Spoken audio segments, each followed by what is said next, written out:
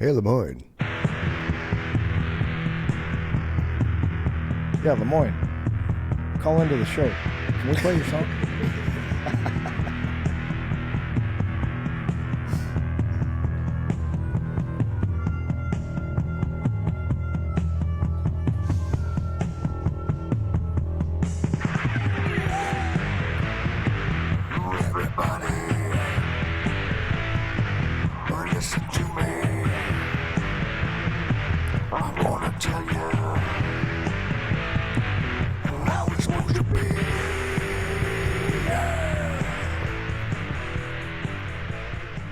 So did you know that Jim Morrison, when they recorded the Riders on the Storm, he actually laid an entire track of whisper. So Yes. if you listen real closely, you can hear him, Riders on the Storm. Especially when you have headphones on. Right. As you're singing Riders on the Storm, in the background, Riders on the Storm. It's pretty legit, man. There was a song that we had that I wanted you to do that to, and maybe you did anyway. I don't remember. We did something where I whispered. swore we did. We did something, and that's where I got the idea. I stole it from a Lizard King, which Well, and there was another one where you talked underneath it, which was cool. Like certain parts, you would just use a speaking voice. Yeah, that was the cool thing about being in the recording studio and learning from artists that you I don't want to say like icons or like idolize, because that's such a weird thing, but artists that you respected and Emulate. Emulate. There you go. Good word. Hey, this is the Chris and Mike Show, boys and girls. And by the way, excuse me, if you want to come on our show, it's super easy and it's super simple. You got to be living, breathing, and a human. Okay, unless you're an alien and can prove it, that would be kind of cool, like from Venus or Mars or something. We will put you at the front of the list. We will. Like we'll bump everybody if you're a legit alien from another planet. Okay, just saying that now. Also, if you're a serial killer, whether you're at large or incarcerated, if you're at large, you can wear a mask. We're cool with that. We'll protect your identity. We will protect your identity. But the catch is this: you have to have a dedicated internet, meaning you got to have like plugged into the wall or in a house Wi-Fi, something that is not DSL, something that is not a hotspot, something that is legitimately you're rocking and rolling. And the reason why we know this, as we're now in our season number 3 of this show, when we first started back in the day, Mike had some struggles because you just had DSL. Yes, I did. And DSL's no bueno. Now he's the king of the waves because he's got fiber optic cabling. And it's the bomb. It is the bomb diggity. Like his shit is just like legit. Now I'm still wrapped with Cox Communications and or Verizon, which I unplugged, getting rid of that. Then we still have Starlink, but ironically enough, the Cox seems to be better right now than Starlink. I don't know what that's about. I'm sure it has something to do with Elon and Donald, bickering back and forth. Or sunspots. Or sunspots, yeah. So basically, here's the deal. We welcome anybody that wants to come on the show, tell your story, whatever that may be. The more interesting you are, the better the show's going to be. If not, and Mike and I both can still kind of, pull your story out of you. But the more engaging you are, the more extroverted you are, the better it's going to be. But we got to have that dedicated internet line. That's the thing. We had a scheduled guest on today, super nice lady named Liz Rodriguez. She's all about life coaching, things like that. She's been doing it for a super long time, but unfortunately, the internet where she's at was down. She's trying to hotspot, and it's not going to work. I've tried it, ladies and gentlemen. It does not work. Yeah, so we're going to have her back on. So don't worry, Liz. We're going to have you back on. We are streaming live on YouTube. So for those of you who were expecting her to be here today, unfortunately, technology has trumped us, which is fine. But bump. It happens. It does happen. So you can shoot myself a message. You can shoot Mike a message. You can go to Facebook to the Chris and Mike Show and give us a message. You can go to the YouTube because we're streaming live. You can shoot a message there. It doesn't matter how you reach us. Once you do, then Mike typically sends you to me because then I'll help facilitate the scheduling, things like that, and we'll get you on the show. It's that simple. You pulled the words right out of my mouth. Right out of his mouth. And there's more than welcome to contact me anytime you want if you feel more comfortable talking to me, but I'm just going to forward it to him because it is too much chaos if both people are booking guests. This is true. And the other little caveat that we require, which is really multi-serving, because we're going to do the same thing for you. We want you to go to our Facebook group, our Facebook page, Chris and Mike Show, and like it and review it and then follow it. Same with the YouTube channel. Give it a subscribe. Instagram, give it a follow, and then we'll turn around and do the same thing for you. So everybody we've had on the show, we've done the same thing. Yes. And they'll verify that if you want to check that. Yes, totally verify it.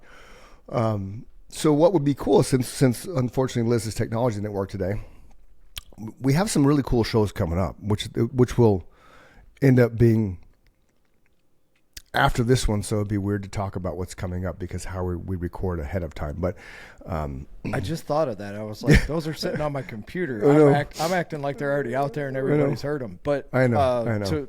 If LeMoyne listens to all our episodes, I just happened to crank your Insecurity song on the way home, brother. Yeah. And holy shit, is that a banger. Yeah. I couldn't get it loud enough. LeMoyne Alexander, Insecurity. Yep. Look it up on Spotify, Apple, wherever you listen to music. It's there. YouTube as well. And the cool thing about LeMoyne, he's a Grammy nominated artist that we actually had on the show. Super, super cool guy. Like, dude, this is a rocker, man. It's all he's totally yeah. I mean, I guess I was expecting one of his bigger. This has got millions of hits. I thought it was more like in the hip hop and R&B vein. You know, I guess I misunderstood him when he was talking about this song, or maybe we didn't even talk about it being a rockin' song. I don't know.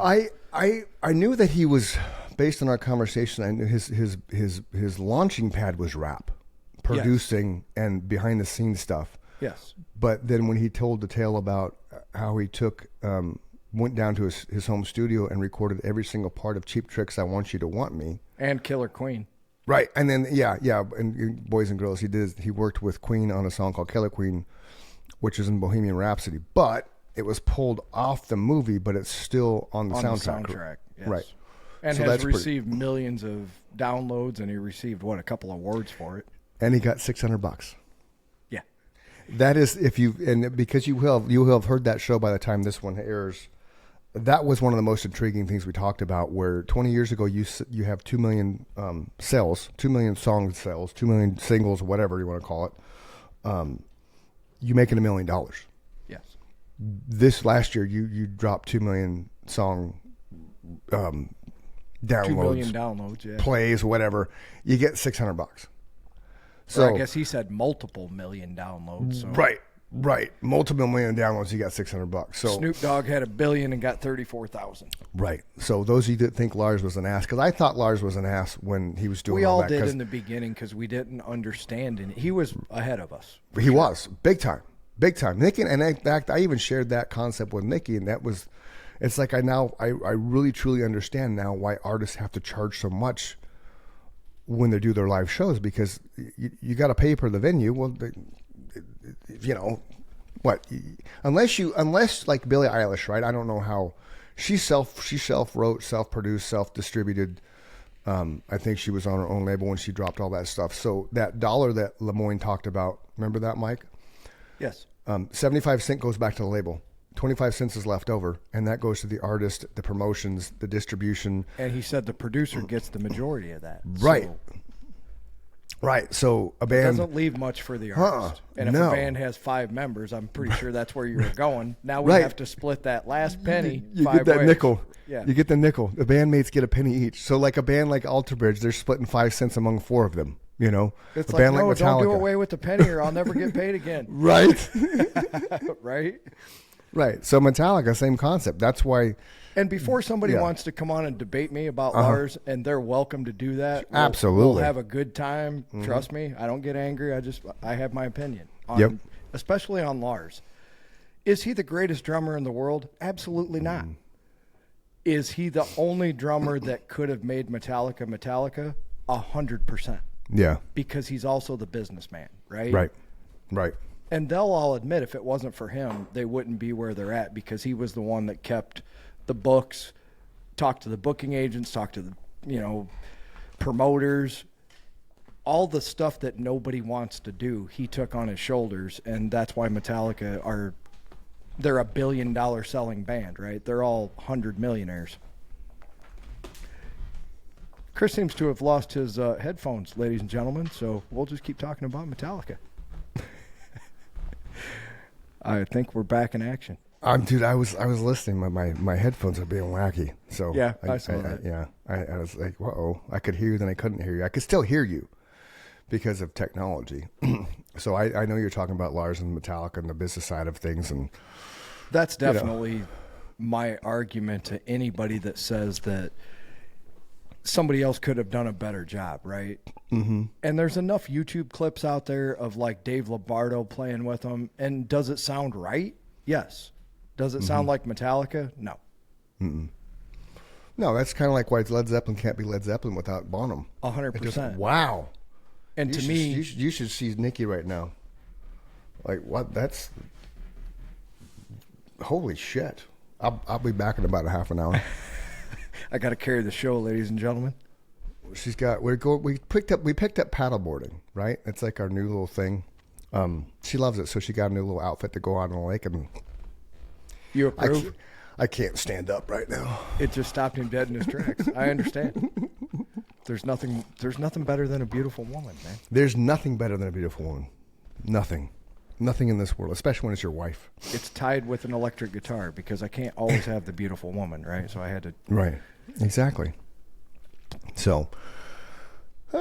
Standing in front of a 100-watt Marshall is pretty close. Yeah. You know, different but close, right? So since it's a Chris and Mike show, like how we started, which is fun because it's every now and then I like when there's whoopses and then we can do this because you and I Mike and I just like talking to each other and having great conversations about things. Yeah, it was funny. The first thing I was going to tell you was it was nice to talk to you on the phone. Right. Yeah. Mike does a lot of the behind the scenes stuff. So once an episode's done, Mike goes through and does all the short edits and things like that. Which it's a painstaking process because it tedious, takes, but necessary. It takes a few hours. So what you see here is cool, especially on YouTube because you're watching this live. But this is the fun part, right? Then there's the back end. It's kind of like you can write the music all you want, then you got to go record it, and that's the piece by piece by piece by piece. And it's not. Well, the hours I put into editing, you're putting into talking to guests and getting them lined up and seeing what they're about and. Yeah, it's called splitting the time and dividing the work up. Right, and then I still go in and drop the shorts and things like that. And yeah, you run the entire YouTube channel, which is kicking ass. Thank you. And for those of you that like the shorts, those are actually scheduled every day. The first one drops at 6 a.m. The second one drops at 4 p.m. We do have the days the shows drop, which are Wednesdays and Sundays. Then we're going to have three things drop daily there.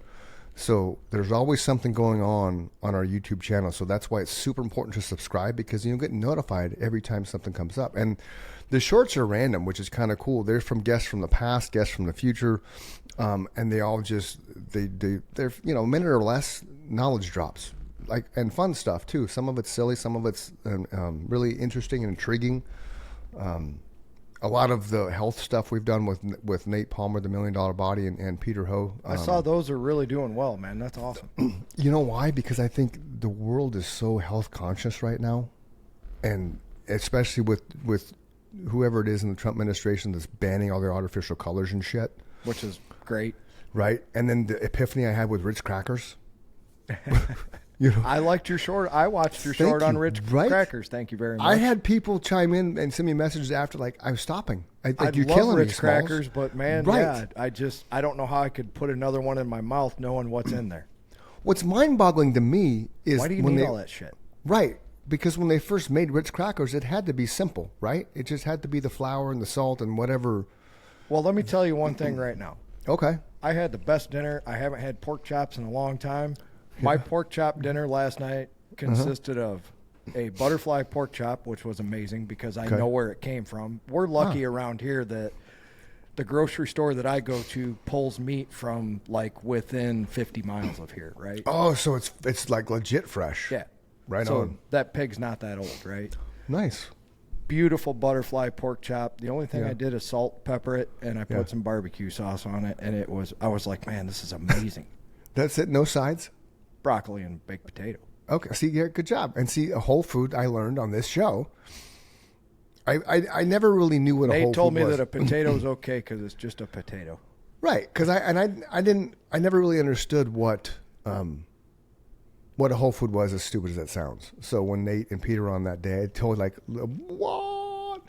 I learned so much from both of those guys, man. Yeah, Yeah, really. So it's fun. That's the fun thing about this. So, ladies and gentlemen, if you have not listened to Nate Palmer or Peter Ho, go back and listen to those episodes because they were just full of information. I went back and listened to each one of them a couple times a piece, just pulling different things out, right? Yeah, because that's the cool thing about shorts. If you don't have time to engage in one of our full length shows, which some people don't, right? Because sometimes they're an hour, sometimes they're 2. LeMoyne Alexander show is about 2 hours. Could have talked to him for 6 more for sure. Easily. And the reason we had Nate and Peter back on is because we could have talked to Nate and Peter forever and ever. And we will again for sure. Yeah, absolutely. Our only real time constraints when we have you on, just so you know, listeners and viewers, Thursday or Tuesdays we have about 60 to 90 minutes. Fridays it's fair game. It's whatever we decide. We've had boxers on. We've had Grammy nominated artists. We've had I don't know Mrs. Arizona USA. Yeah, Mrs. Arizona USA going from Mrs. USA. We've had, I don't know how to frame it, but we had someone who,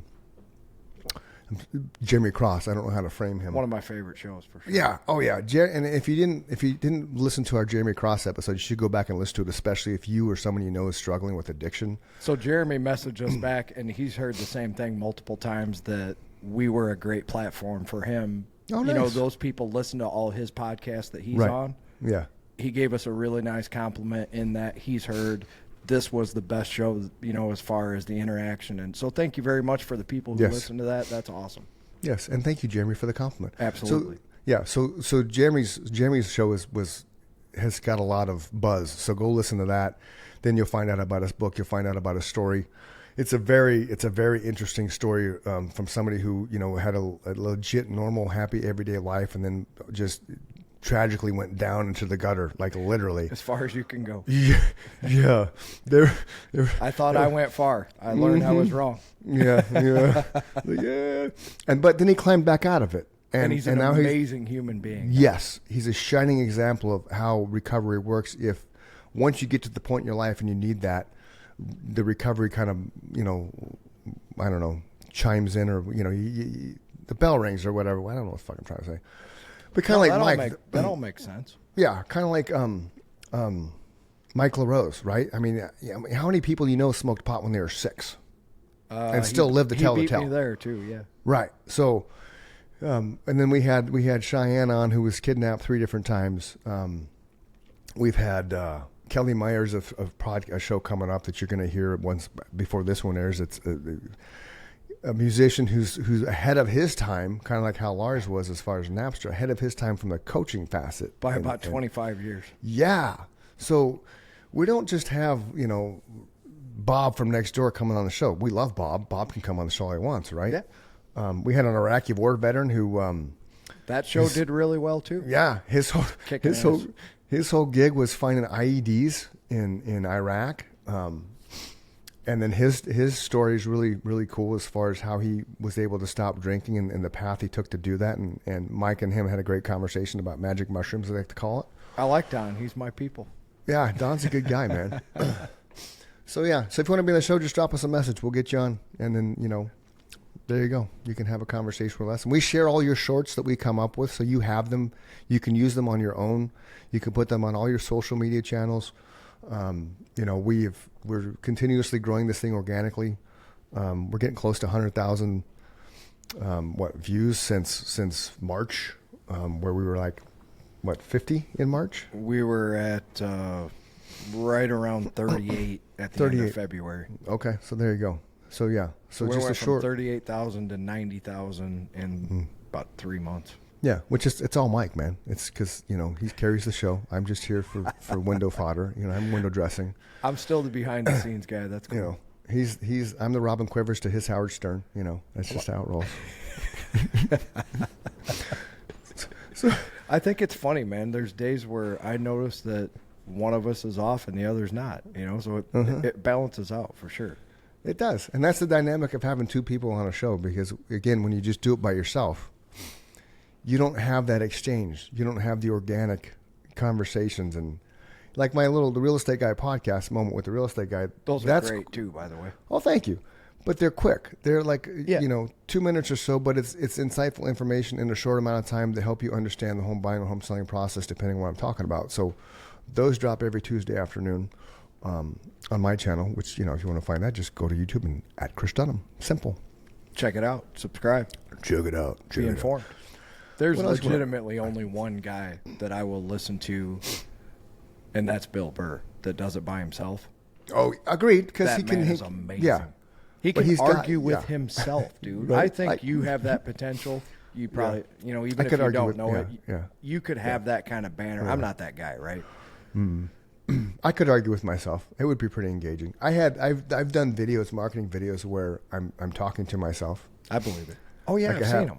Yeah, and the one with Santa Claus. Yeah. I'm Santa Claus in the video, just so you know. This is an over 18 podcast. Right, They right. all know there's no You never know, man.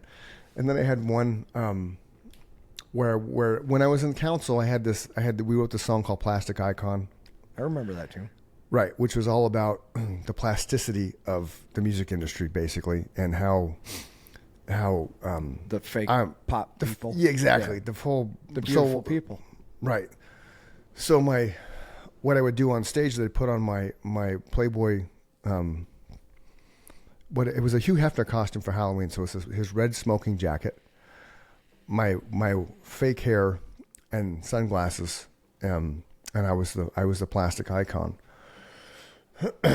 So that persona, I made a video one time, like if you'd send me a referral, I used to pop it up on your Facebook page where I'm talking to myself in the plastic icon identity, going back and forth with myself, which is funny because. I've always you remember the movie The Big Chill? Oh, yeah. That's a great movie, man. Right, one of my all-time favorites, right? I love the scene where William Hurt is sitting on the couch. He found the camcorder, right? So he's going around the house filming people. And if you've never seen The Big Chill, you need to see The Big Chill just for the soundtrack alone. That opened me up to so much music, just the soundtrack. Oh, for Right? sure, man. Just unbelievable. But he's sitting on the couch, and he's got the camera on a tripod, and he's filming himself, having a conversation with himself. It was a great scene, and he pulled it off, and it's a great movie. Nikki hates the movie. I love it. True story. The body, the corpse at the beginning. Yeah. Kevin Costner's first role, and he got cut out. That was his first role? He was the corpse, and they didn't pan up to his face. They stopped. I did not know that. You got to start somewhere. Did you hear that they're supposedly making Young Guns Dead or Alive? Young Guns 3 Dead or Alive? No. Yeah. Yeah. They better I've do seen it some. justice. Because it's Emilio Estevez, and because he is who he is. And if you've never followed Emilio, because he hasn't been relevant for years, but brilliant young mind he had. He had so many movies in the 80s that just were very entertaining, and just I enjoyed them. One of my favorite movies he ever did. I was loved that Young was Guns and Young Guns too. I thought they were both great. Oh, and that was in the 90s, but I'm talking like back in the 80s. That was then This Is Now, Repo Man, Men at Work. Men at Work. Men at Work he wrote, and Charlie Sheen's is his actual biological brother. And for those of you who don't know, Estevez is their actual legal name, so it's Martin Estevez, not Martin Sheen. But Martin made his last name Sheen, so when Charlie got into business, instead of Charlie Estevez, he's Charlie Sheen, and Emilio is the only one that actually kept his legitimate birth name, which I thought was interesting. So that's the Estevez family, Martin, Charlie, and Emilio. Speaking of Charlie, I saw something, I think 2 or 3 days ago. Somebody caught Charlie outside something. He was just fucking hammered. And he came into Not the Charlie. car. Yeah, came into the window of the car, was talking to the people, pounding fists and giving high fives, and it's like his shirt's like half ripped, and the guy's like, "What's that? Oh, it's a tattoo, man." Like some weird, I don't know what it was, an elephant or something. But it was,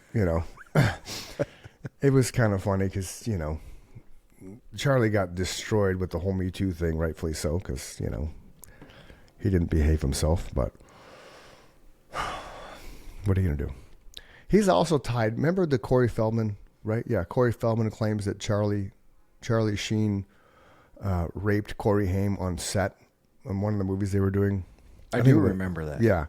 And I still call bullshit on that, because you would think that if Corey Haim was being raped, he'd be screaming, fighting and struggling. I mean, I don't know. I don't. Nothing surprises me anymore. What comes out of Hollywood and you know, especially with the Diddy stuff. What was his face? Suge Knight testified or something, and I didn't read the article, but apparently it was all tied to what Diddy did to Bieber, Justin Bieber, and how he just fucking absolutely, you know, destroyed him.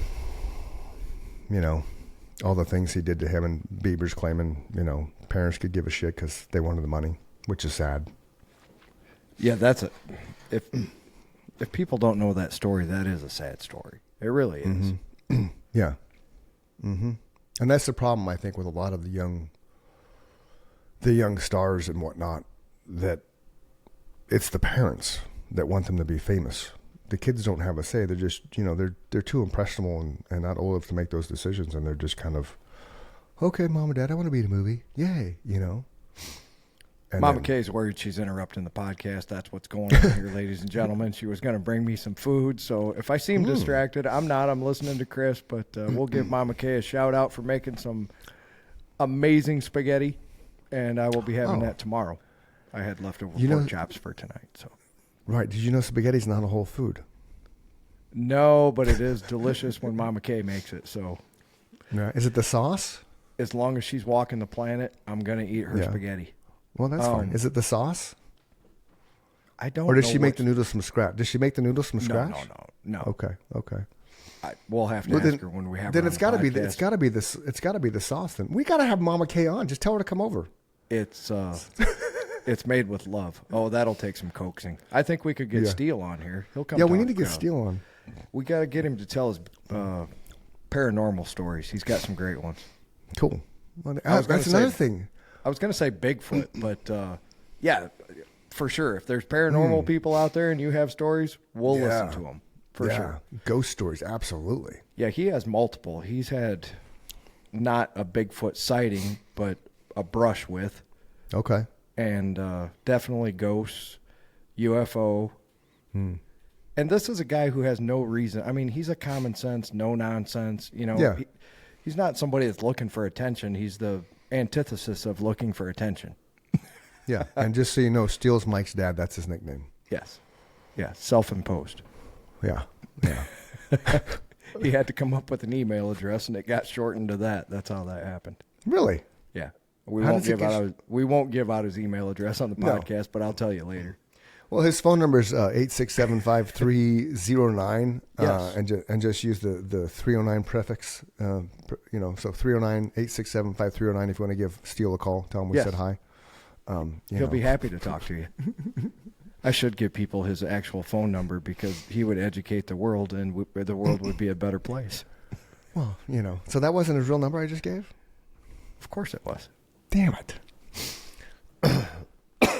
So we were talking before the show. You had something. We were doing some enlightening with each other. Oh, I'm glad you remembered. There was something you wanted to tell me that I told you about Kellogg's cereal. Oh yeah, thank you. Jesus. Yes. While you're looking at the Kellogg cereal thing, we learned how to dehydrate strawberries. So because we kind of stopped all the sugaring things, right? Strawberries have natural sugar, so I sliced them all up, and I'm terrible at slicing, so we're going to figure out a better way to slice them. And then Nikki put them in the air fryer because we have a dehydration setting, and we actually made legit strawberry fruit snacks that's just strawberry. That's it, nothing else, and they're actually pretty damn tasty. Aside from my failure to cut properly, because I'm terrible at cutting. Like if I was on the Worst Cooks in America, they would have a whole episode on my cutting skills and how they suck. So I'm glad that I looked it up. Okay, good. It says the claim that Kellogg's cereal was invented to prevent masturbation is a common misconception. Oh. John Harvey Kellogg, the inventor of cornflakes, was a Seventh-day Adventist minister who believed in a healthy lifestyle and included a vegetarian diet and abstinence from sexual activity. He advocated for a bland, unstimulating diet to reduce. Oh, okay, they're double talking now. Double talk jive. Let me read this again. So they're saying that it's a common misconception. Now listen to what I'm going to say. John Harvey Kellogg, the inventor of cornflakes, was a Seventh-day Adventist minister who believed in a healthy lifestyle that included a vegetarian diet and abstinence from sexual activity. While you're married or before you're married? Because while you're married, if you want abstinence, that's a shitty-ass marriage, man. No, so the Seventh-day Adventists would say that you can only have sex to procreate. Get the hell out of here. You got to remember, I studied a lot of religions, my brother. Why? That's insane. That's Well, that's a hardcore version of Christianity. So I think that's what Scott Stapp's family is, because when his dad, when one of his interviews with his dad had this massive crucifix hanging off his chest, and he was like came across as a total control freak and asshole. I'm like, whoa, but I bet you that is. So where I'm saying that they're double talking is the last sentence is he advocated for a bland, unstimulating diet to reduce sexual desire, including masturbation. Those are his words. Weird. So boys and girls are actually boys. If you have a problem with if you fail if you join the Seinfeld regime, if you understand where this is going, if you have a contest. And for being master of your domain, apparently just buy cornflakes from Kellogg's and you will win. Yeah. Wow. Wow. I think there's some double talk in there because he's the one that said he invented the cornflakes because they were bland, and he advocated for a bland diet, right, to ward off the sexuality, including masturbation. That's what it says. So there was a movie in which, excuse me, I think Anthony Hopkins, Sir Anthony Hopkins, played Kellogg in the movie. I forget. I'm seeing it in my head because they're talking about cereal. Let's just Google machine. Anthony Hopkins. Whoops, spell it right. The Google machine. Hopkins. Kellogg.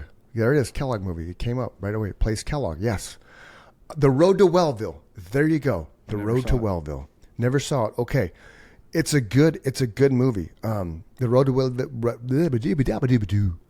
The Road to Wellville is a 1993 novel by American author T.C. Boyle, set in Battle Creek, Michigan, not far from your dispensary, during the early days of breakfast cereals. The story includes a historical fictionalization of John Harvey Kellogg, the inventor of cornflakes. Anthony Hopkins plays him, British known actor, in the 1994 film The Road to Wellville. It's a really good film. I watched it so much. I mean, obviously it left something because I just pulled that out of my arse that, this is where Anthony Hopkins played the Kellogg guy. I don't completely remember what it's about, but it is kind of wrapped around him, the Kellogg dude, and that kind of jazz. So here's an unbelievable fact, okay? An unbelievable fact, just so you know, boys and girls. In November 2022, James Michael Grimes won a free drink in the air guitar competition.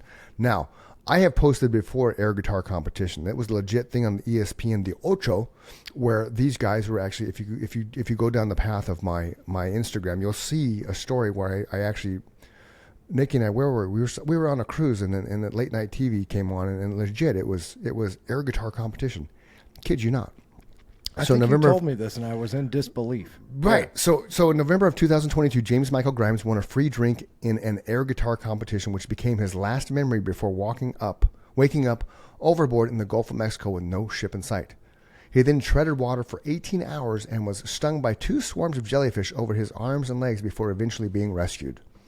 Isn't that crazy? That is a crazy fact. Weird, wild facts. I love that Facebook page, by the way. That's where I get a lot of this shit from. What's that Facebook page? Share with the world. Isn't it on the... I don't know. I closed the window already. I was pretending like I just knew that from knowing it. We should give those people a shout out. That's why I take screenshots of them. Mm-hmm. Whatever. I lost it now. There's thousands of these things. It's okay. 1 in 10 Americans think the earth is flat. Okay, so funny story. I showed Little Man. That's all I gotta do.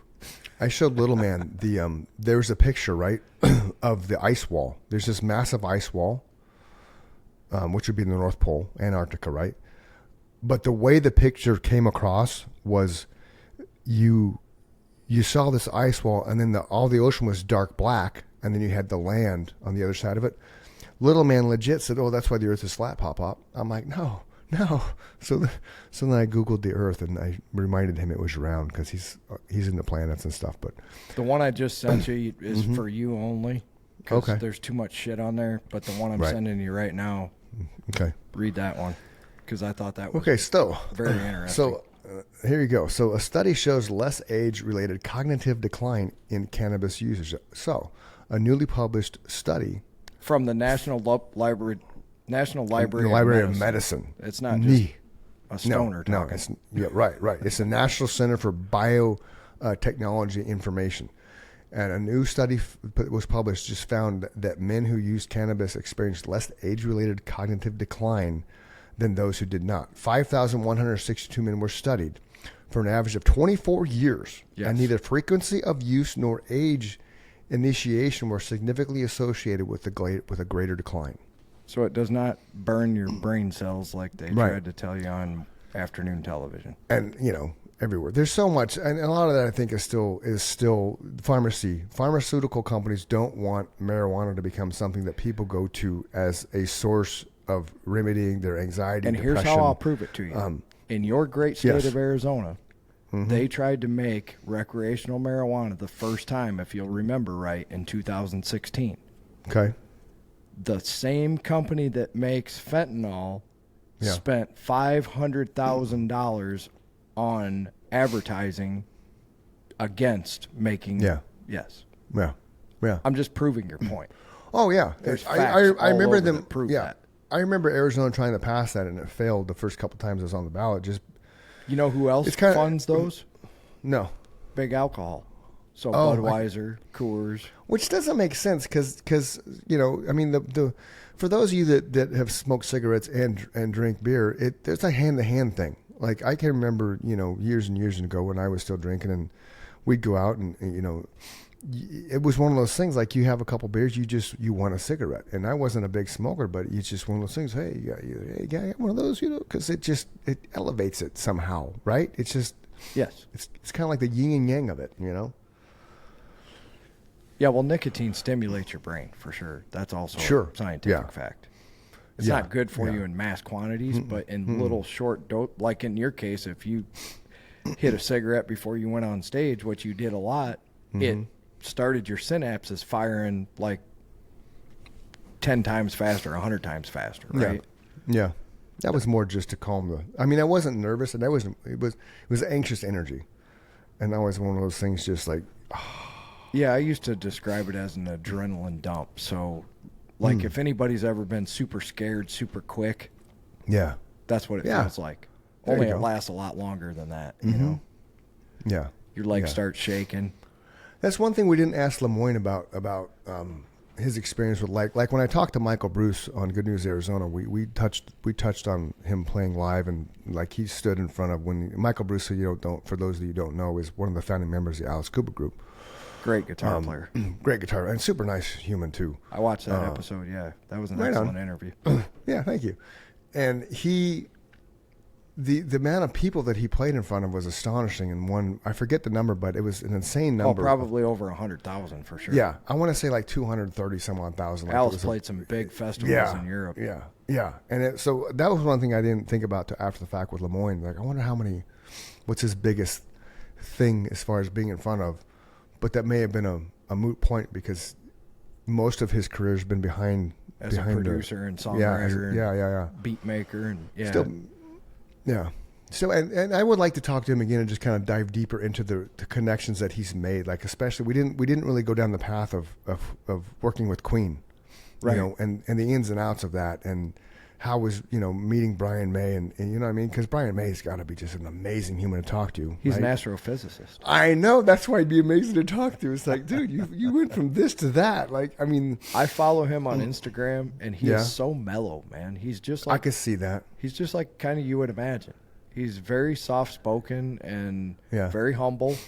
Yeah. Very thankful for his lot in life as far as what he's got. Not a bragger at all. Just no. Well, that was what cool was. That was you. That's what was cool about LeMoyne. He wasn't.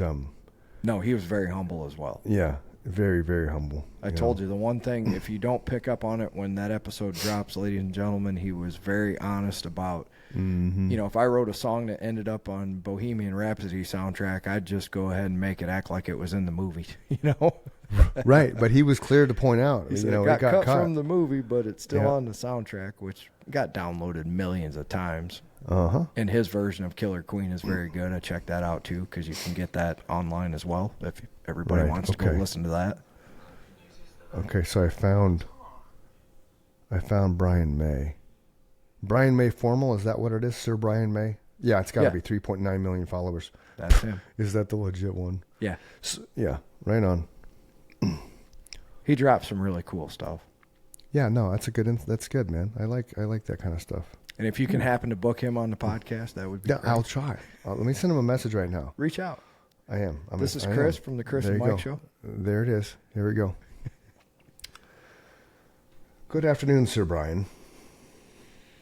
Because he says Sir Brian, so you got to use his professional name. He's knighted.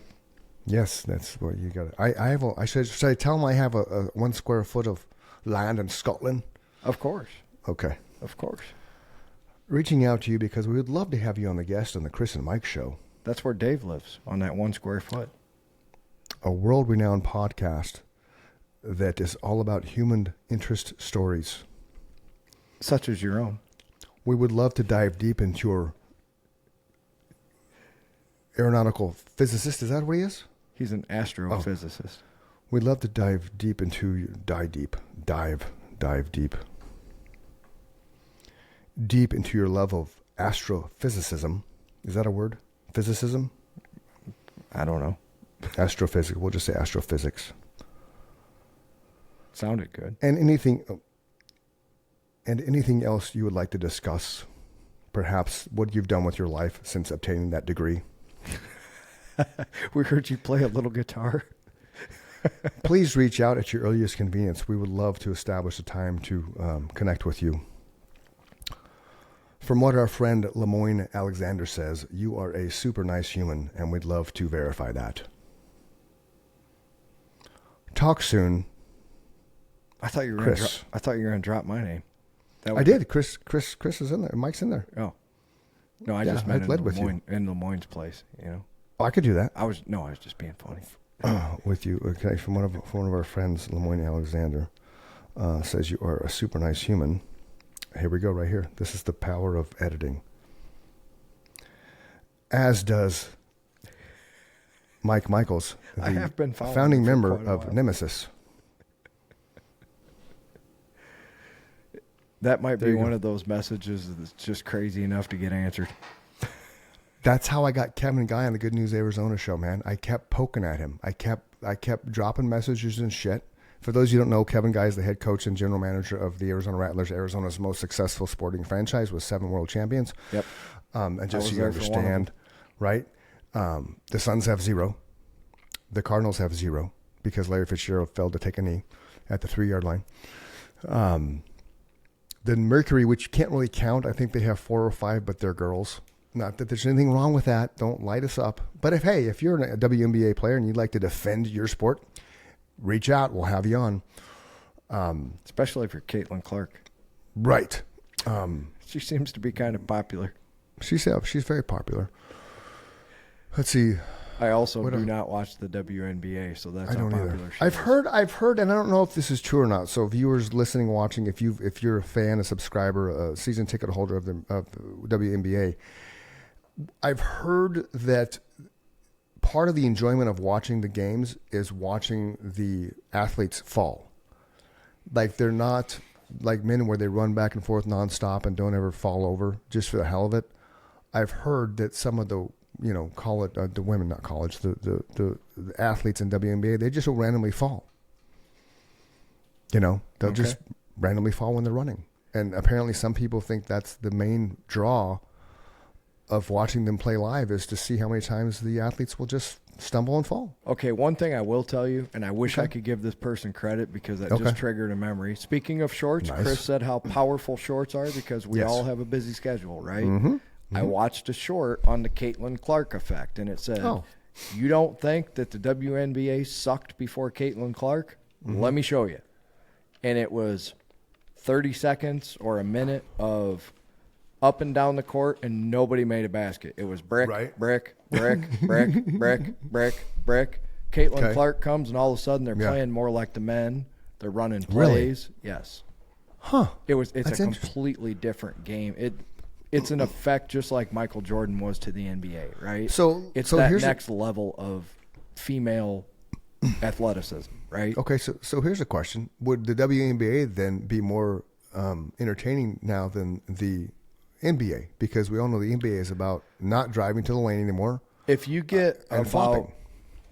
If you get about 10 more players like her in that league, 100%. Really? Maybe even 5. Okay. Just enough to make the other people around them become that much better, right?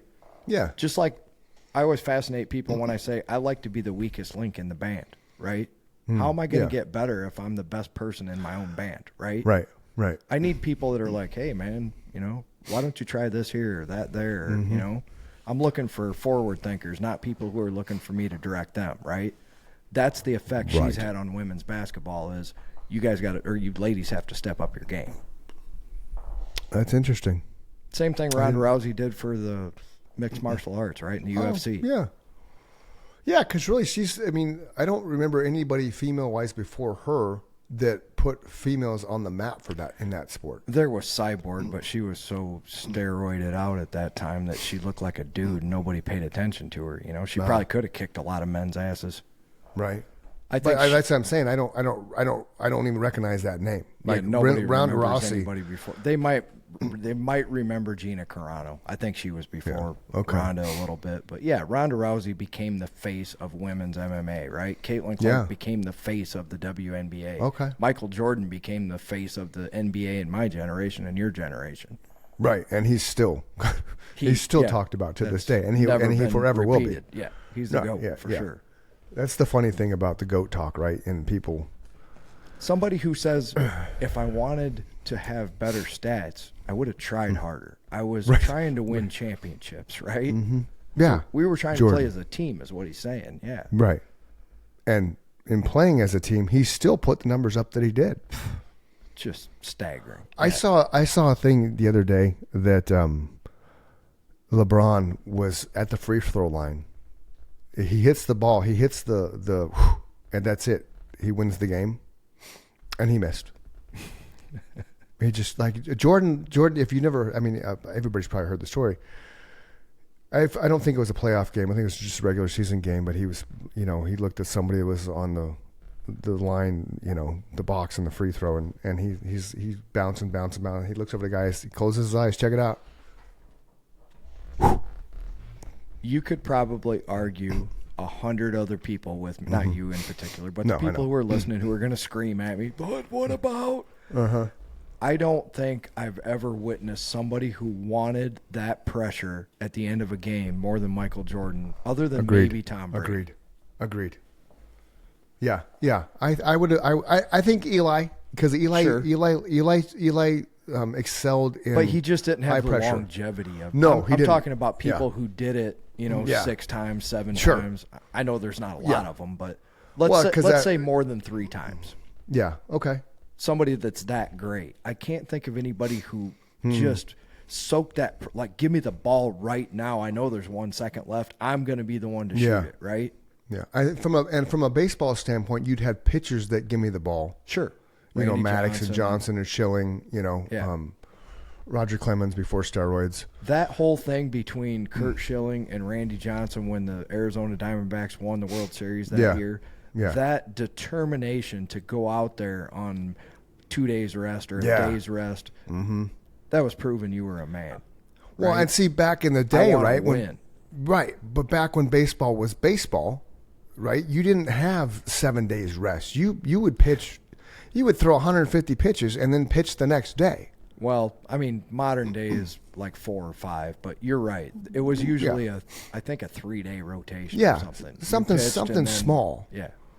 And you didn't have the Tommy John surgeries and all the bullshit you have now because it It's kind of like you overtrain. Now we're from an athletic standpoint. Is there such thing as too much training? And that's something I'm hearing a lot about just recently on the fitness people that come on the different podcasts that I listen to is they found out, as you just said, that recovery time is almost more important than the workout itself, right? Yes. You found that out as well. Yeah. You can like get Alicia, stronger by letting yourself rest. Yeah, like our friend Alicia Shields, she did her first half marathon. Congratulations. I asked her what her time was. She didn't have it yet. She was waiting for the official time. But then I gave her the rundown of this is because it's your first one. Go find a place that has you can compress your legs, and if you don't know what that is, you basically pull yourself up in what would, lack of a better term, overalls just for your legs, and they squeeze them, and it helps the blood flow, and it helps circulate the blood throughout your entire ankle to hip, which helps your legs recovery. And then you go into a cryo chamber and stand there for a minute, freeze your ass off, and then you go into a sauna for 20 minutes, and it's a whole cycle of recovery that works great. So you do the cryo? I have done it. I haven't done it in a while, but I have done it before. I've done it several times. It's have pretty you ever legit. done a float tank? No, float tanks freak me out just because of how you look at them. It's kind of like I'm claustrophobic. I think I'm positive I'm claustrophobic. Yeah, I don't think I could do that. No.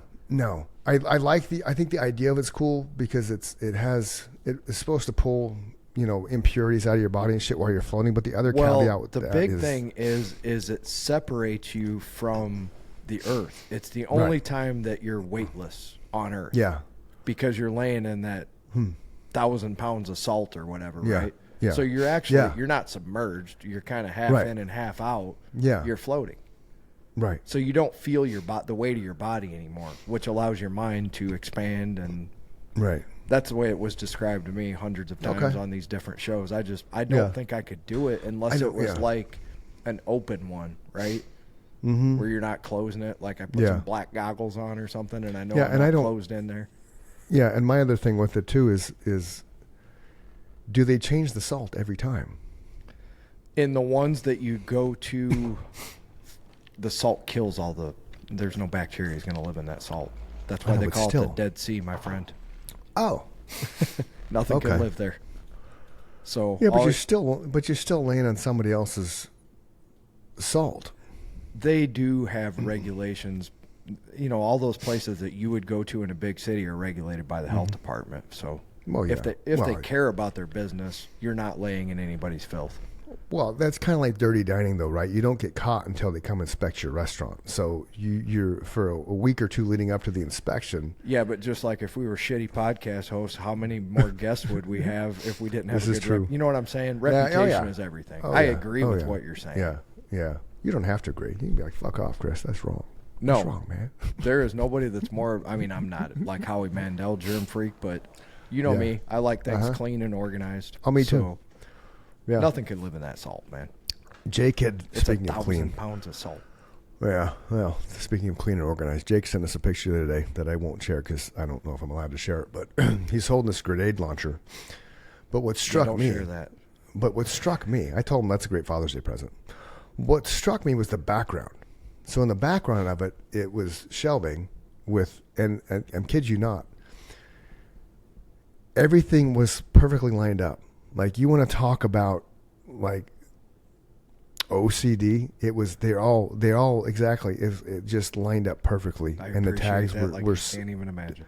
The tags were perfectly dangling on each piece like it was supposed to be. It just and because what he does is he's in charge of recruits when they come into Pendleton. So I'm sure this is something where he's his little office and what he checks out and things like that. But it legit, dude, it was just like.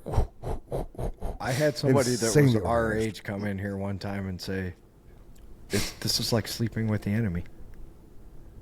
You remember that movie where she opened up the cabinets and everything was facing... I said, isn't it easier when it looks that way? I'm not a psychopath. I just want to know what I'm looking at when I open my cupboard, right? Why would I turn everything backwards? So, of course I face everything forward. Apparently that's weird. I do the same thing in my refrigerator. Really? Yeah, my clothes in my closet are hung by the day I'm going to wear... some of this shit's a little weird. Mine are hung by color. So I have color. I do that on my good clothes. Yeah. My work clothes are hung by the day I'm going to wear them in the order I'm going to wear them. Okay, that's cool. Yeah, mine are hung by color. Only because we wear red on Wednesday, so I put that in spot number 3, so I don't have to think about what I'm doing at 4:45 in the morning. Yeah, that's kind of one of the things that Nikki tries to do, because that's her biggest struggle every day when she's teaching. It's like, what am I wear to work? So every now and then she'll plan out her outfits, and then that number one takes the anxiety of choosing what I'm going to wear today off her plate, and then she has more time to play her whatever iPad game she plays on in the mornings, and you know. But I do with my good clothes what you do as well. They're by collared shirts colored. They're by T-shirts colored. Right. For sure. Yeah, I think I own 2 collared short sleeve shirts, one of which she just bought me. I actually have quite a few. I had to go to a couple weddings, and my mom bought me a couple. And for a guy who never wears a collared shirt, I actually probably have 7 of them now. Right on. I have suits and stuff because, you know. I do not own a suit or a tie, and if I never have to wear one again, I will die a happy man. Right on. I had one custom made years ago that actually on the inside of it, which I didn't realize at the time, there's little tiny scorpions. Jake calls it the scorpion suit. 3-piece suit, vest, everything. Custom tailored, Italian shoes. Look pretty fly for a white guy in it. You look good dressed up. That's not my thing, man.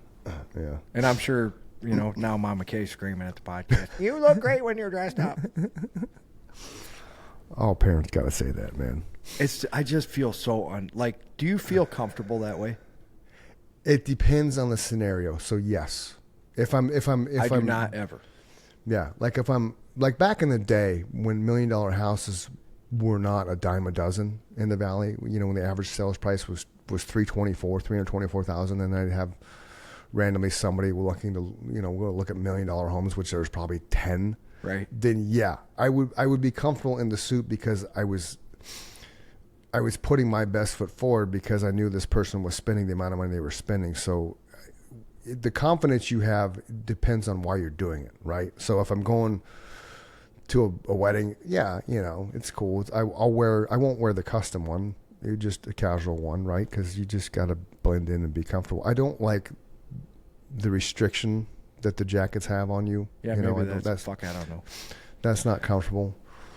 But it depends on the situation. You know, if I have to wear a suit for something because they require a suit, then no. I'm like, yeah, this fucking sucks.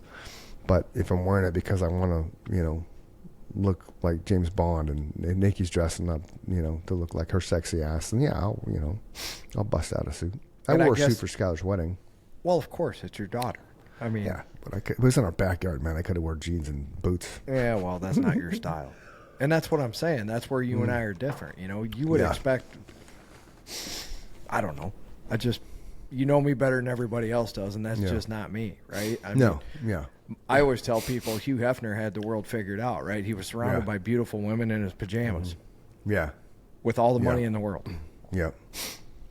Something about that. Somebody who ever bought that, they apparently renovated the whole thing. I don't know if that's true or not, but one of the things I saw on the internet, which, who knows.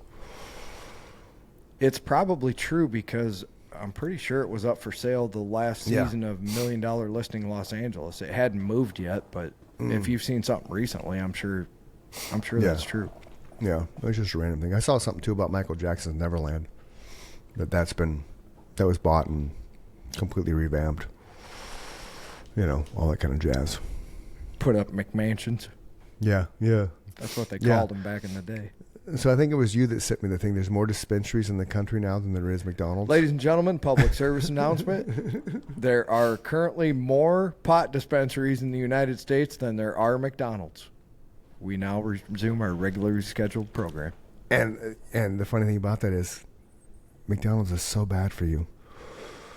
So bad for you. And marijuana's never killed anyone. McDonald's has killed a lot of people in their day. Yeah. Because there's people that have lived strictly on McDonald's and died. Yes.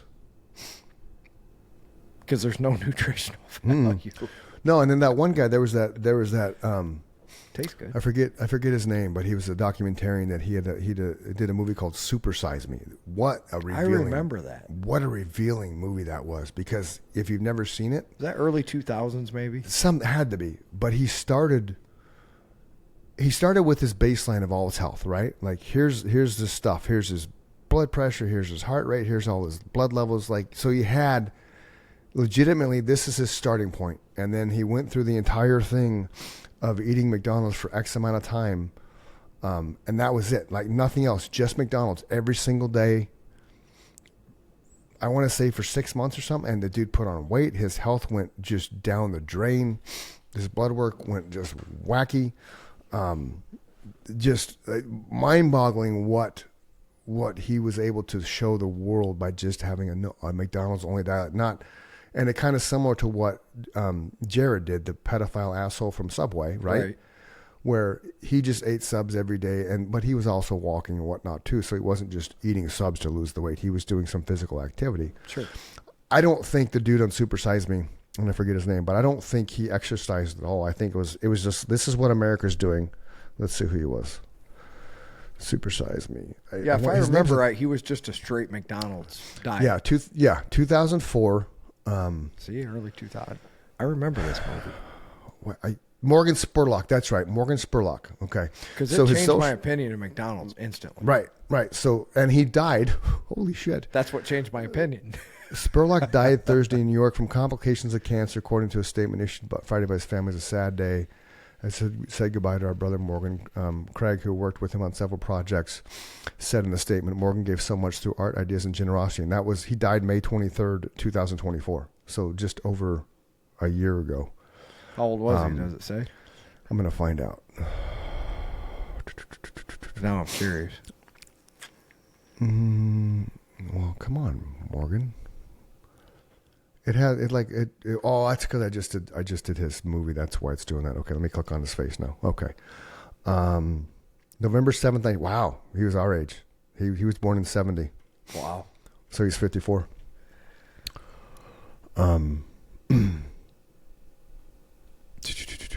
Okay, so the Super Size Me, why was it controversial? It explored the fast food industry's corporate influence, including how it encourages poor nutrition and its own profit and gain.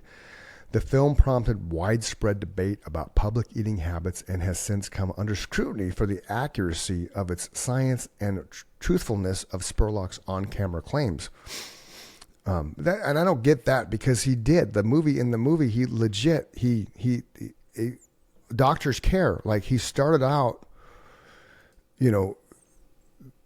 these are my levels of everything, and then as it progressed and as he gained all the weight and shit, it was bad.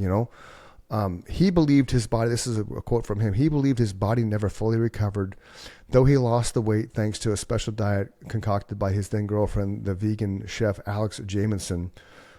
The pair married and had a son, Laken, in 2006 before divorcing in 2011.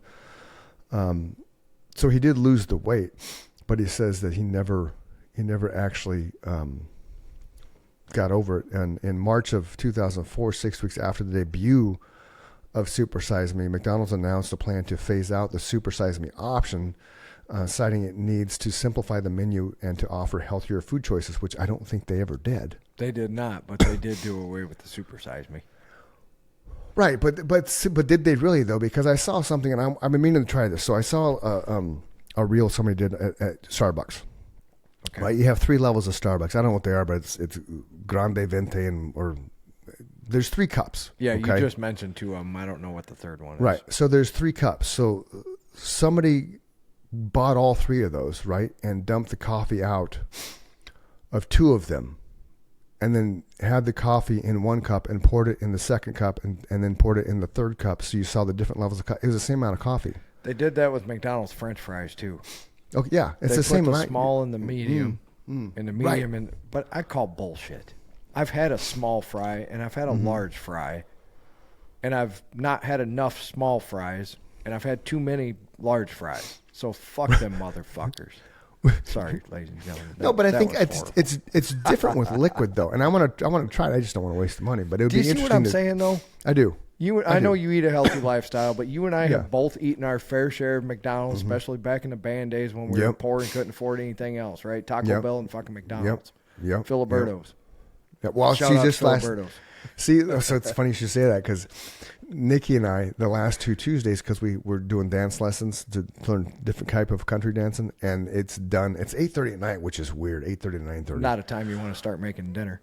No. So both nights we were done like, fuck, we're hungry. So, nothing's open except fast food. So we succumbed to the Filberto's options last Tuesday and last night. And I got to say, that happened for Belchers for a long fucking time. It's so good. It's one of those things like we didn't. I can taste it, and I'm 2,000 miles away. Right. We went like forever because I didn't do dairy forever. So then all of a sudden, like, okay, I can do pizza again. So we had pizza probably 3 or 4 times. And we decided to do this whole, let's get off the bad stuff. Let's get off the starches and the breads and shit, right? And so I kind of made a comment one night. I was like, it's kind of ironic, right? I'm finally agreeing to eat dairy, which includes pizza, right? And then I stopped because we're doing this no bad starch thing. So we ended up getting Barrow's Pizza one night. And dude, not having pizza for as long as it was the fucking greatest pizza we had. So I have one. I got another question, but that leads to. Okay. Does that not prove that everything in moderation is probably fine? Right? Yes. Because you got away from it. And here's what I hear, like people that go through what you're going through as far as what works for my diet. The one thing that I hear over and over again is if I reintroduce it into my diet and it causes me grief, I kick it right back out of my diet, right? So if you had that pizza and you had an adverse reaction, you wouldn't eat pizza anymore. I know you. Agreed. But you enjoyed it. So enjoy it once a month or once every 2 months or, Yes. Yeah. Because you're going to get that reward. And then we're not going to have it for a while, and you're not going to miss it because you don't want it all the time.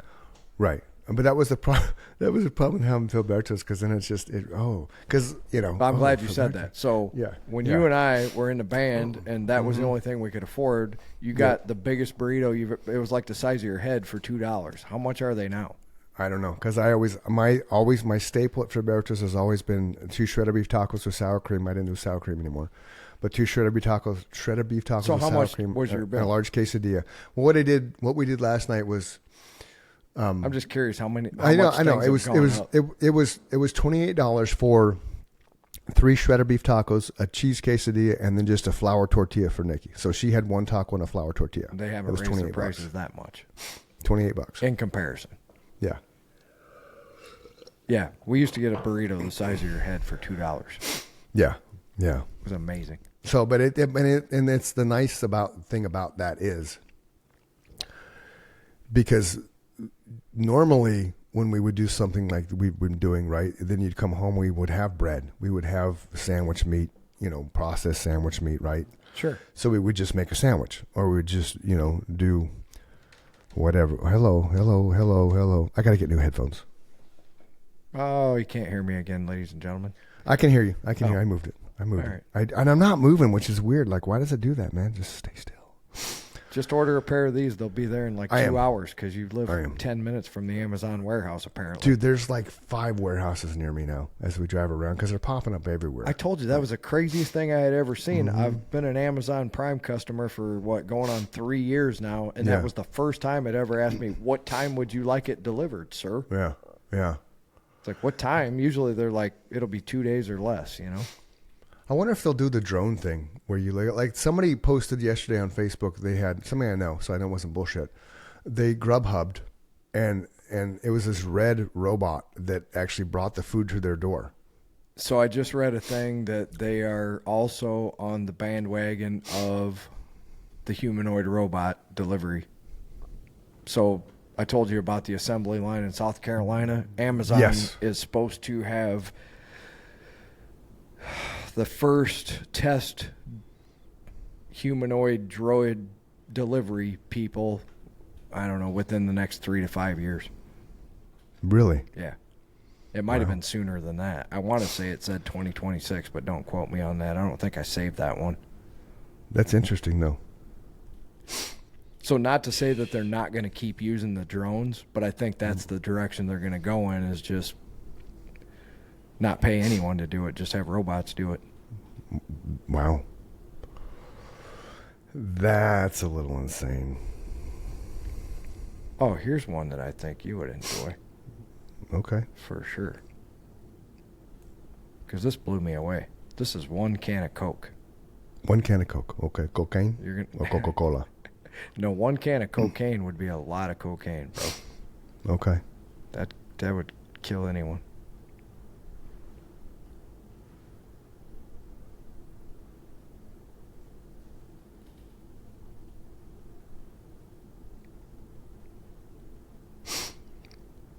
We both quit talking at the same time. I know, because I was waiting for you to say something, and then one of my clients, oh, check your email. So I was checking my email, and I had to ask him a question. So I had to go get salt today for the water softener, and they're 40-pound bags, and I still have that issue with the middle of my back, the between my. It feels like something's growing. Nikki says nothing's growing there. I keep having her check. So what happens 1 hour after drinking a can of Coca-Cola? Now, boys and girls, mind you, when they first came up with Coca-Cola, they called it Coke-a-Cola because there was actually cocaine in it. That's a true story. Which is why your grandmother could clean the house so lightning fast back in the 1950s. In the first 10 minutes and of have drinking, dinner ready and have time to have fun with Grandpa later. Exactly. First 10 minutes, 10 teaspoons of sugar hit your system. 100% of your recommended daily intake, by the way. You don't immediately vomit from overwhelming sweetness because phosphoric acid cuts the flavor, allowing you to keep it down. Now, understand, you've probably all seen the stuff online where you can take Coca-Cola poured on rust and it disseminates the rust. Or clean your car battery. Mm-hmm. Number 2 thing that happens, your blood sugar spikes, causing an insulin burst. Your liver responds to this by turning any sugar it can to get its hands on it into fat. There's plenty of that at this particular moment. Because you have 10 teaspoons of sugar in your system. And it makes the medicine go down. Number 3, caffeine absorption is complete. Your pupils now dilate. Your blood pressure rises. As a response, your liver then ups more sugar into your bloodstream. The adenosine receptors in your brain, whatever that is, are now blocked, preventing drowsiness. So basically, imagine having cocaine mixed in that. Your endocrine system is basically what's keeping you awake and alert while you are awake during the waking hours. Gotcha. And Coca-Cola, it's cold, it's sweet, it's everywhere. It's delicious. But for those of you who are sucking down 6 cans a day like I used to, that really was an eye-opener. Well, and the other thing, too, like we talked about before. I was getting 600% of my daily allowance of sugar every day just in those 6 cans of Coke. And you struggle to put on weight, but most people, if they're drinking, 10, 15, I know people that, oh yeah, that they drink soda like it's water. Like, they turn into 280, 320 pound people. And then you stop drinking soda, all of a sudden you lost like 40 pounds in 2.5 months because you stopped drinking soda. So then to take the next level, stop drinking beer, same thing. Yep. So everything in moderation. Like if you want to have a Coke, and then realize, do it like 10 o'clock in the morning, because then when you crash at 2, you can take a nap. Yeah, so to give people a perspective of how, like, I'm not the healthiest person in the world. You see me vape all the time. That's the next thing I'm giving up. But right. I am not overweight by any stretch of the imagination. The one thing that I do, because I had trouble sleeping for a long time, is first thing I did is cut out Coke, right? So now if I order a meal, unless I'm out, on the weekend or whatever, I always get Sprite and a small one. The other thing during the week, obviously, I drink coffee, but the last caffeine that I ever have is at my 9 o'clock break. That's it. I have 3 cups of coffee, whatever fits in like a travel thermos. I make 4 cups of coffee every day, in the pot, right? Up to the number 4. That's it. So after 9 o'clock, no more caffeine for the rest of the day. That definitely helped with my sleeping habits and not waking up all the time. Yeah. And I drink 1 cup of coffee. I use honey and soy milk. Yeah, I use honey. And it's probably it's a tumbler. It's not like a coffee cup. It's a tumbler. Yeah, so that's what mine is. Yeah, it's probably like 16 ounces. But that's it. And then I don't. That's really all I have to. I drink tea, during the day, which has a little bit of caffeine, but not like coffee. Yeah, and I drink Folgers because it's the best part of waking up. I drink Don Francisco's butterscotch toffee, my brother. Really? Yes, it is. Does it actually taste like butterscotch coffee? It will change your life. I have never been able to drink. I mean, I do. Like Sunday, my dad drinks Folgers as well. I like Folgers. There's nothing wrong with it. He'll tell you. I sit down and drink a pot and a half with him. It's amazing. Yeah. It's the best part of waking up But with Folgers in your cup. For me, being owner, proprietor here at my own little Ponderosa, I like the Don Francisco's Butterscotch Toffee because coffee is amazing. This will change your life. Now, how did you discover Don Francisco's Butterscotch Toffee coffee? I will tell you a story. That's why I asked. So, it was like the second time that I went to visit Carrie in Michigan. I think I talked to you on the phone that time. Okay. I woke up one morning and she always had my coffee ready. Yeah. And I would go in. She worked from home, so I'd go into her office and sit down and talk to her. And I'm sitting there drinking the coffee, and she was super quiet. Yeah. And I was like, man, this is the best cup of coffee I've ever had in my life. And all of a sudden she started talking to me. She's like, oh, my God, phew. She said, I didn't have any regular coffee left, and I just put it in your pod. She had one of those Keurig things. Yeah. And she said, I was just going to see how you liked it. If you said it sucked, I guess you were going to have to go to the store and get some coffee. But I'm glad you like it. Okay. I've been drinking the same it, thing ever since, man.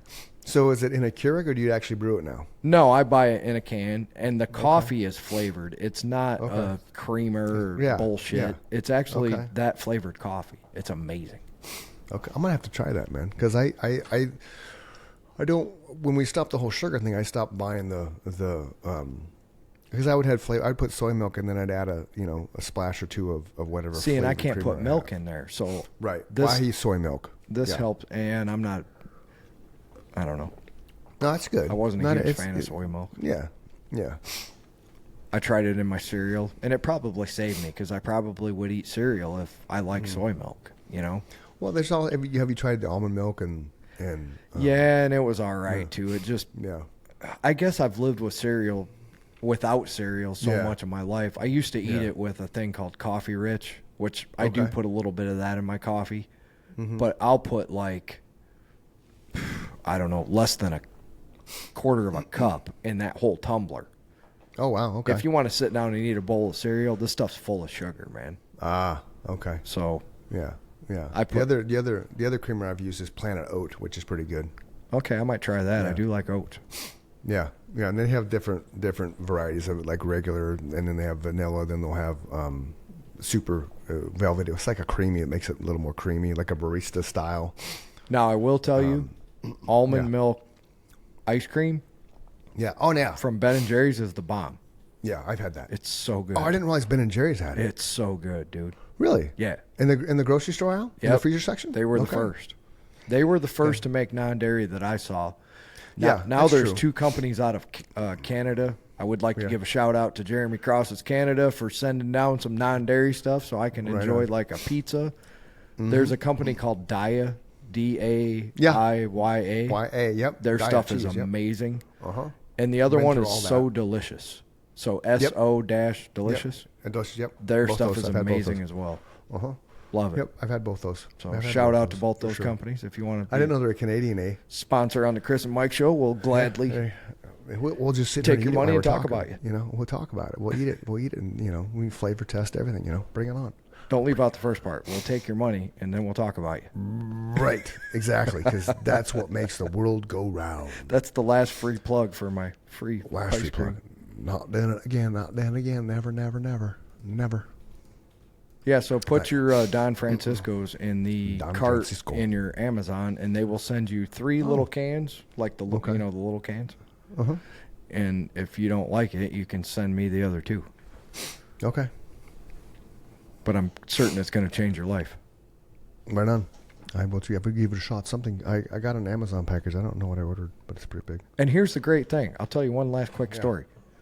Okay. I probably shouldn't out this on the podcast. It might ruin it for me. I don't think Amazon's listening to the Chris and Mike Show. Yeah, But since January, I've ordered 2 sets of 3 cans. And both times they sent me the wrong ones because Don Francisco's makes many kinds of coffee. Gotcha. So they sent me Colombian Supreme. Colombian Supreme. He's a political refugee from Cuba.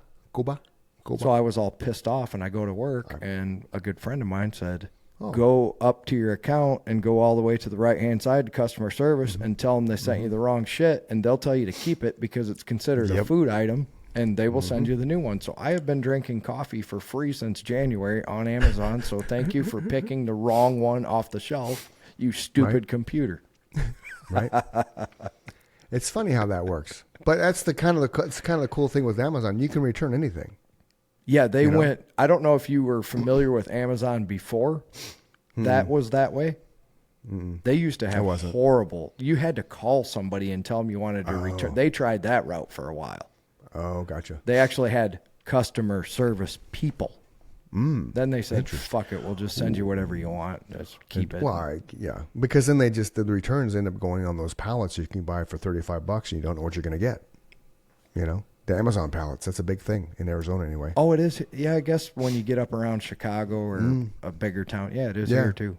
Yeah, like Nikki at one point in time, she'd sign up for an Amazon thing, you know, you don't know what you're going to get type thing. And what came in was like AirPods, like a couple nice little Apple. Right. I'm like, that was like, what, $20? She's like, yeah. I'm like, holy shit.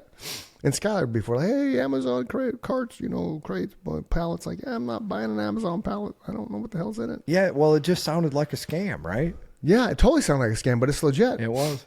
It's 100% legit, you know? I think that's what happens when the Amazon trucks back up to each other and you see them in random sparse, you know, neighborhoods. Just doors are like. Whoosh. Now you and I have talked recently about, you know, starting something from nothing and building it to what it is right now. Imagine being Jeff Bezos.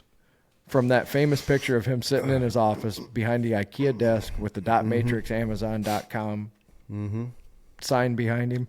Yeah. To holy shit, he rules the world. Right. Because that's a lot of people forget that's a worldwide company, man. It is. They ship all over.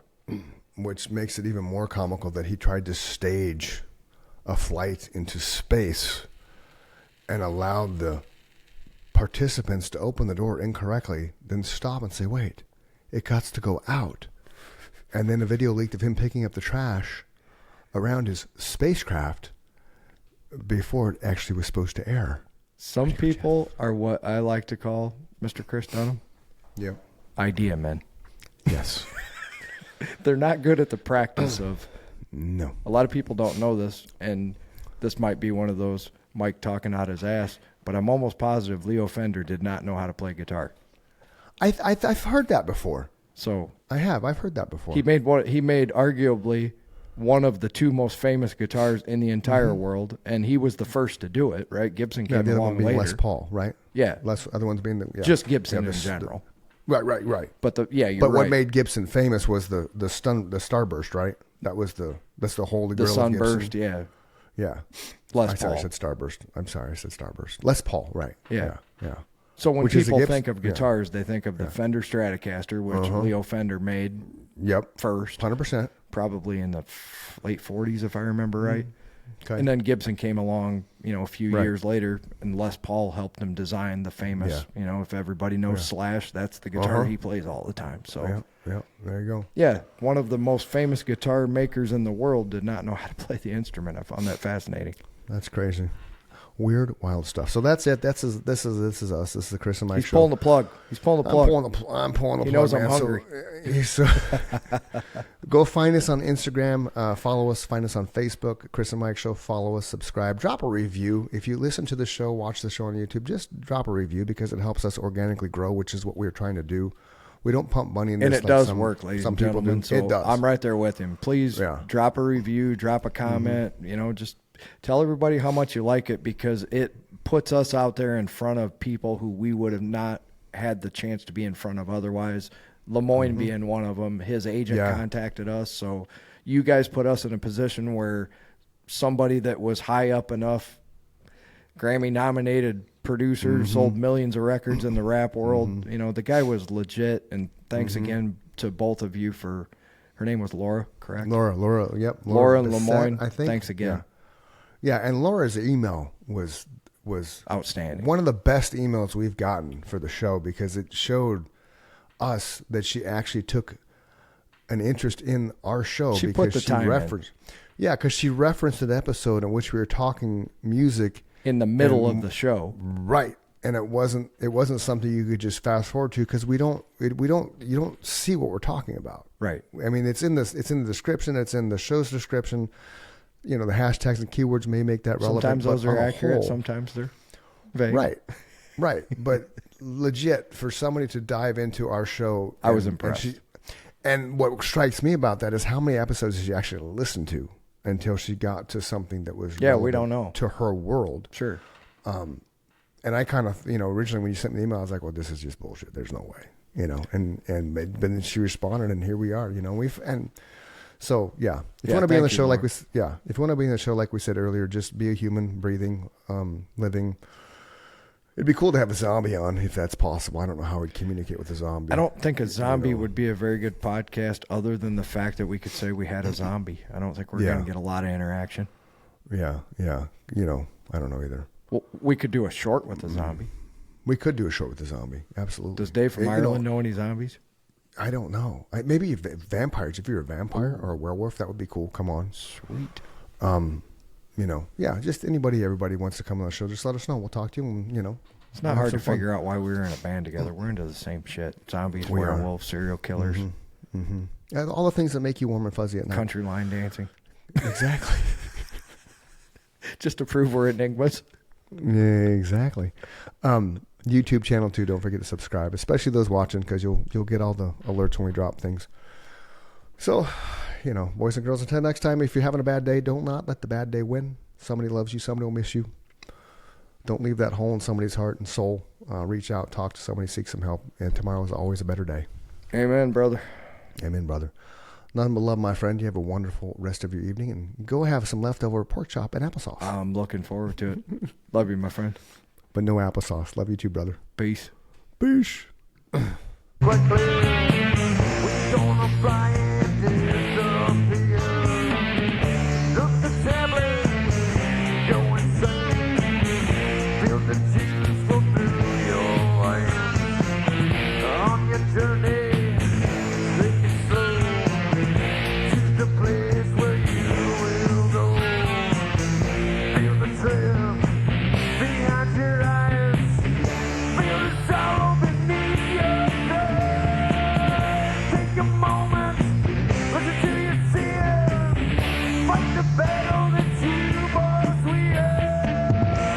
The battle, but you must win.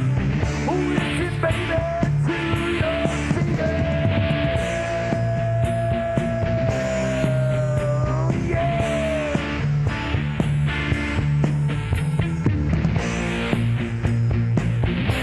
listen to your